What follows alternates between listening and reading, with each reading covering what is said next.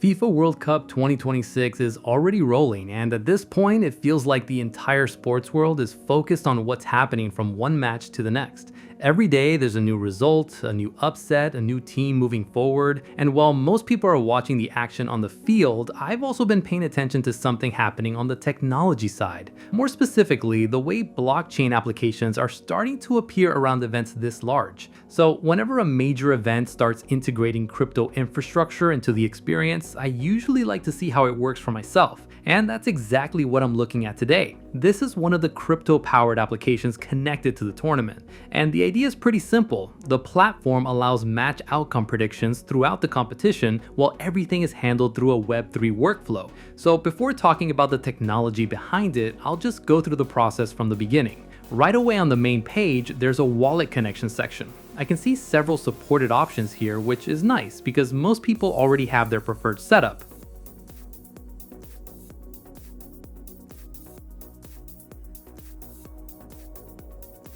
Alright, connection went through successfully and my wallet address is showing up at the top of the screen. Once that happens, the rest of the platform becomes available. And the first thing that stands out is the tournament schedule. All of the upcoming World Cup fixtures are listed here, and there are a few filters available to make navigation easier.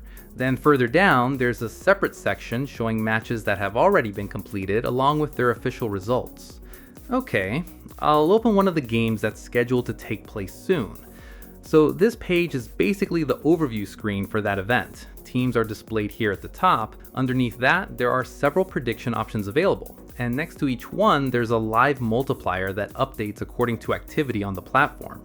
Going a little further down the page, I can see additional prediction categories along with their corresponding values. I'll choose one of the available outcomes here, and then it takes me to the calculation panel. From this section, I can choose which token I'd like to use, enter the amount, and projected figures update automatically based on the option I've selected. Everything looks correct so far, so I'll approve the transaction. Now request is being submitted to the protocol, and a few moments later, confirmation appears. And now my position is visible inside the dashboard. Once the match reaches its final result, the information connected to this position updates automatically and any resulting balance adjustments are reflected directly inside the connected wallet.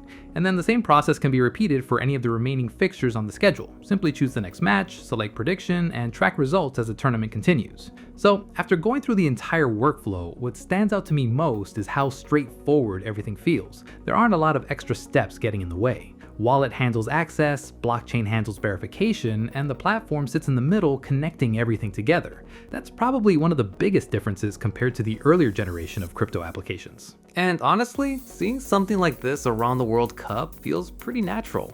Football has become an enormous digital ecosystem over the years, and crypto technology keeps finding practical ways to fit alongside services that people already use every day. I'm not really looking at this from a hype perspective, so while the tournament itself remains the main attraction, it's interesting to watch how Web3 tools continue becoming part of the broader experience around events on a global scale. And judging by the direction things have been moving over the last few years, that trend probably isn't slowing down anytime soon.